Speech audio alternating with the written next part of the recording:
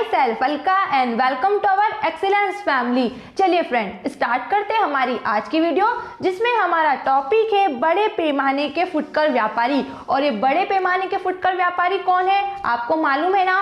हम पढ़ रहे हैं फुटकर व्यापारियों के प्रकार, जिसमें हमने पढ़े थे दो फुटकर व्यापारी के दो प्रकार होते हैं, एक घूमते फिरते या भ्रमणकारी फुटकर व्यापारी। तो वो हम हमारी प्रीवियस वीडियो में डिस्कस कर चुके हैं। फिर उसके बाद हमने पढ़ा था स्थायी दुकान वाले फुटकर व्यापारी। उसमें फिर दो टाइप थे, छोटे पैमाने के फुटकर व्यापारी और बड़े पैमाने के फुटकर व्यापारी। तो हम छोटे पैमाने के फुटकर व्यापारी भी पढ़ चुके हैं। तो अब इस वीडियो में, इस पार्ट में हम डिस्कस करेंगे बड़े पैमाने के फुटकर व्यापारी के बारे में। तो ये कौन होते हैं, देखो लिखा है बड़े पैमाने के फुटकर व्यापारी की दुकानों पर ग्राहकों की जरूरतों की सभी वस्तुएं एक ही स्थान पर प्राप्त हो जाती है। ये उत्पादकों से माल खरीदकर सीधे ग्राहक को माल का विक्रय करते हैं। इससे थोक व्यापारी की भूमिका समाप्त हो जाती है और ग्राहकों को कम मूल्य पर वस्तु की प्राप्ति होती है। भारत में निम्न प्रकार के बड़े पैमाने के फुटकर व्यापारी पाए जाते हैं। बड़े पैमाने के फुटकर व्यापारी ऐसे व्यापारी जो सीधे उत्पादक या निर्माता, मतलब वस्तु का उत्पादन करने वाले या वस्तु को बनाने वाले व्यक्तियों से क्या करते हैं, माल को खरीदते हैं। और इनकी इतनी बड़ी दुकानें होती है कि ये ग्राहक की सभी प्रकार की वस्तु, छोटी से लेकर बड़ी सभी प्रकार की वस्तु को उपलब्ध करवा देते हैं, बड़े पैमाने पर संचालित होती है। और इस कारण ये मध्यस्थों के शोषण से भी बच जाते हैं। मतलब ये मध्यस्थ जो, जैसे कि थोक व्यापारी मान लो, क्योंकि थोक व्यापारी से वस्तु नहीं खरीदते, डायरेक्ट उत्पादक से खरीदते हैं। तो बड़े पैमाने की दुकान ऐसी दुकानें होती है जिनमें सीधे उत्पादक या निर्माता से माल खरीदा जाता है। ये थोक व्यापारी से माल नहीं खरीदते हैं, अर्थात थोक व्यापारी की इनसे समाप्ति हो जाती है। ठीक है फ्रेंड्स, अब देखो इनके प्रकार बताए गए हैं इसके यहाँ पर 5। विभागीय भंडार, बहुसंघ दुकानें, डाक व्यापार, उपभोक्ता सहकारी भंडार और सुपर बाजार। ये 5 दुकानें आती है किसमें, बड़े पैमाने के फुटकर व्यापारी के अंदर। मतलब हम बोल रहे हैं ना, बड़े पैमाने के फुटकर व्यापारी वो व्यापारी होते हैं जो निर्माता से माल खरीदते हैं, थोक व्यापारी से नहीं खरीदते। थोक व्यापारी की समाप्ति हो जाती है और इनके पास छोटी से लेकर बड़ी हर प्रकार की वस्तु मिल जाती है। तो वो दुकानें कौन कौन सी, उनके नाम क्या है, तो उनको विभागीय भंडार, बहुसंख्य दुकानें, डाक व्यापार, उपभोक्ता सहकारी भंडार और सुपर बाजार कहा गया है। तो हम एक एक करके इन सभी के बारे में जानेंगे। फर्स्ट हम यहाँ जानते हैं विभागीय भंडार का अर्थ, विशेषता और इसके गुण दोष के बारे में। विभागीय भंडार क्या है? विभागीय भंडार को हम विशाल फुटकर दुकान कह सकते हैं। विभागीय भंडार में एक ही छत के नीचे उपभोक्ता की विभिन्न आवश्यकता की वस्तु प्राप्त होती है। इसमें प्रत्येक विभाग पृथक पृथक विशिष्टता की वस्तु का विक्रय करता है। यहाँ उपभोक्ता को सभी वस्तुएं एक साथ प्राप्त होने के कारण उनका समय बचता है। पृथक पृथक विभाग का मतलब है अलग अलग प्रकार की वस्तुओं के लिए अलग अलग तरीके का क्या डिपार्टमेंट बन जाना। जैसे हम शॉपिंग मॉल जाते हैं तो शॉपिंग मॉल में क्या है, हर एक प्रकार की वस्तु का अलग अलग क्या बना होता है, अलग अलग एक डिपार्टमेंट बना होता है। तो वही विभागीय भंडार है ना। कि विभागीय भंडार क्या है, जहां ग्राहक की छोटी से लेकर बड़ी सभी प्रकार की वस्तु एक ही स्थान पर मिल जाती है, जो उसके समय को बचाती है। ठीक है, जैसे उदाहरण बताए गए यहाँ की कोलकाता में कमलालय स्टोर्स, मुंबई में व्हाइट वे इंडिया एवं मध्य प्रदेश के ग्वालियर में वैश एंड मुखर्जी स्टोर सुप्रसिद्ध विभागीय भंडार है। ठीक है फ्रेंड्स, अब इसकी विशेषता देखो कि विभागीय भंडार की क्या विशेषताएं हैं। तो फर्स्ट यहाँ बताई गई है सुविधाजनक।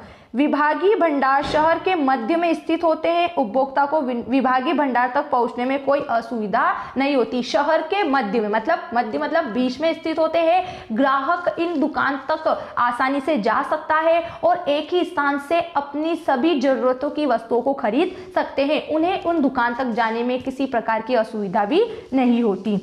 सेकंड है उचित मूल्य। विभागीय भंडार में निश्चित मूल्य की नीति अपनाई जाती है। उपभोक्ता विश्वास से यहाँ खरीदारी करते हैं। फिक्स रेट, कोई मोल भाव नहीं, जो रेट है वही हमें उन्हें देनी होती है, वही कीमत हमें चुकानी होती है। ठीक है, अगला सभी प्रकार की वस्तुएं। विभागीय भंडार में उपभोक्ता की रुचि एवं आवश्यकता की सभी वस्तुएं उपलब्ध होती है। इससे उपभोक्ता का क्या होता है, समय बचता है। वैसे इनको समझाने जैसा कुछ नहीं है फ्रेंड्स, पढ़ते से क्लियर हो रहा है, लेकिन हमें फिर भी जानना है कि क्या विशेषताओं को लेकर रखता है विभागीय भंडार। फिर अगला इसने अपन को बताया नगद विक्रय। विभागीय भंडार में वस्तुओं का विक्रय नगद होता है, मतलब यहाँ उधार लेन देन नहीं चलता है, यहाँ कैश में ही हमें पेमेंट देना होता है, उधारी का कोई यहाँ पर रोल नहीं है। फिर अगला है फ्रेंड्स आकर्षक साज सज्जा। अब साज सज्जा का मतलब होता है सजावट।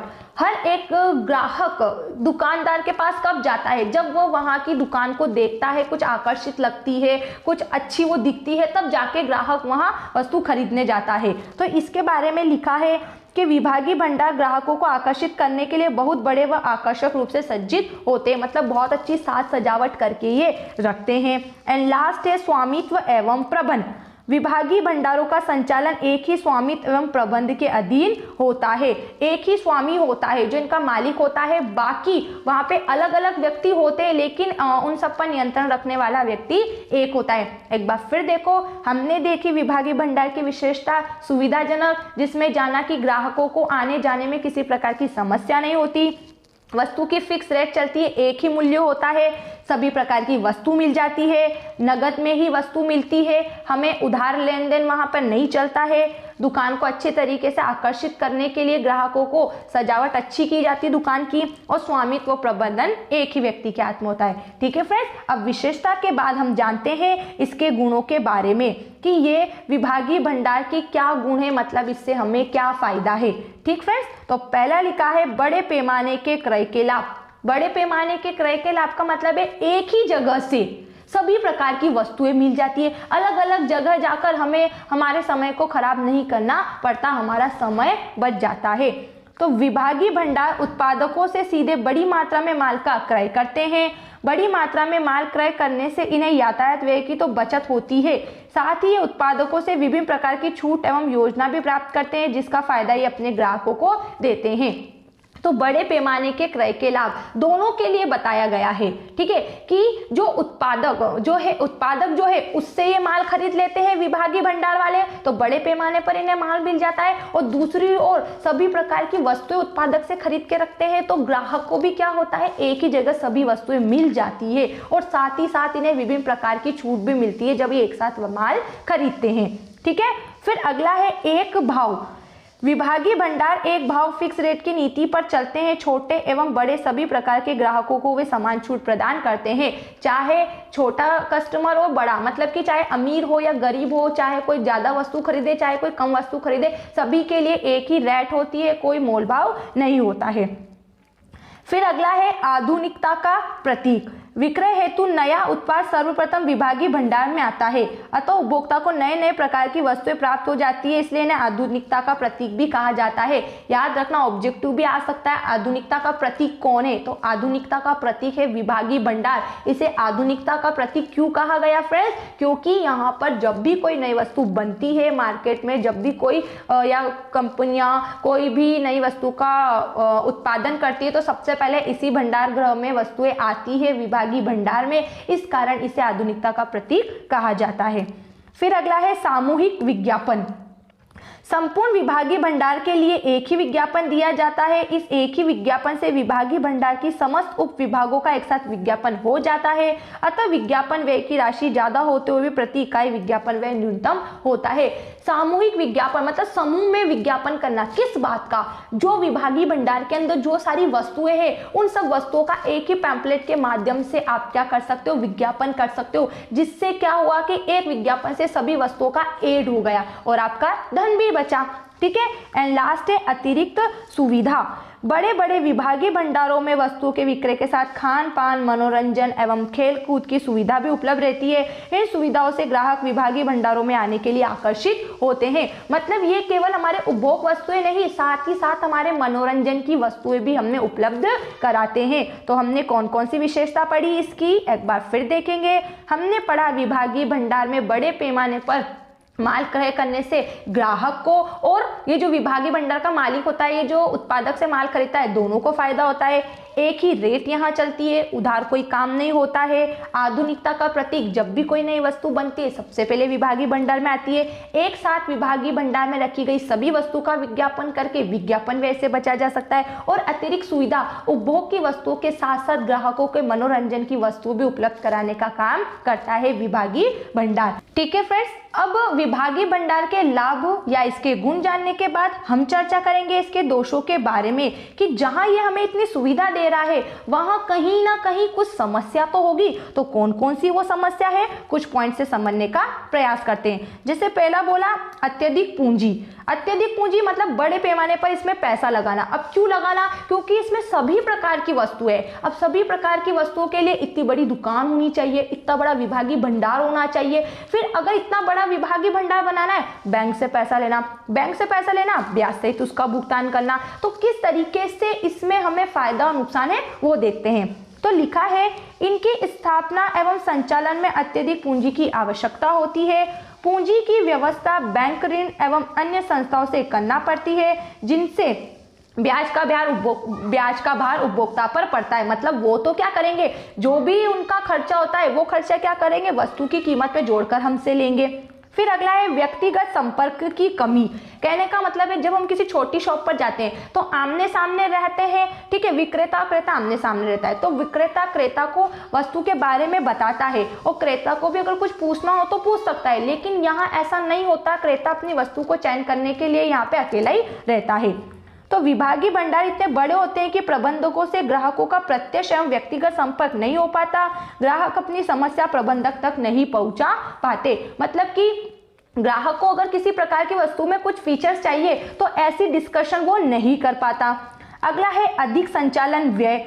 सुरक्षा, सजावट एवं विज्ञापन पर विभागीय भंडार को अधिक व्यय करना पड़ता है। अधिक संचालन व्यय के कारण वस्तु का मूल्य भी अधिक हो जाता है। हम बोल रहे हैं कि विज्ञापन में सभी वस्तुओं का एक साथ एड दे दिया जाता है, लेकिन फ्रेंड्स जितना बड़ा विज्ञापन होता है उतना ही बड़ा हमें पेमेंट भी देना होता है।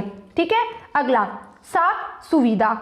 फुटकर व्यापारी के अनुरूप विभागीय भंडार अपने ग्राहकों को साख सुविधा उपलब्ध नहीं कर पाते। साख सुविधा मतलब कि ऋण पर कोई वस्तु दे देना या कोई मतलब हम बोलते हैं ना छूट दे देना, ऐसा कोई यहाँ पर रोल नहीं है। यहाँ पर नगद सारे काम होते हैं, उधार लेन देन कोई नहीं चलती है। ठीक है फ्रेंड्स, और ना ही किसी प्रकार के ऋण पर कोई वस्तु देना कि आप किस्तों में इस वस्तु का भुगतान कर देना। एंड अगला है आश्रितता। विभागीय भंडार के वृहद रूप के कारण संचालक विभिन्न कर्मचारियों पर आश्रित हो जाते हैं, जबकि व्यवसाय में आश्रितता का अनुपात जितना कम होता उतना ही अच्छा माना जाता है। जो संचालक होता है, जो इसको चलाता है, जो विभागीय भंडार जिस एक व्यक्ति का नियंत्रण रहता है, तो वो अपने सभी कर्मचारियों पर निर्भर होता है और उन्हीं की दृष्टि से अपने काम को देखता है, जबकि ऐसा नहीं होना चाहिए, अपना काम स्वयं करना चाहिए। तो एक बार फिर देखेंगे कि इसमें अत्यधिक पूंजी लगती है, व्यक्तिगत संपर्क की कमी होती है, संचालन व्यय अधिक होते हैं, साख सुविधा नहीं मिलती है और आश्रितता, कर्मचारियों पर आश्रित रहता है यहाँ का मालिक, जो सही नहीं होता है। तो फ्रेंड्स, हमने जाना विभागीय भंडार का अर्थ, विशेषता, गुण, दोष। अब अगर फिर भी किसी भी बात को लेकर कोई भी डाउट है तो उस डाउट को दूर करने के लिए कमेंट्स बॉक्स दिया गया है, जिसमें आप अपना कमेंट्स लिख के डाउट को दूर कर सकते हो। ठीक है friends, thanks for watching this video, bye bye.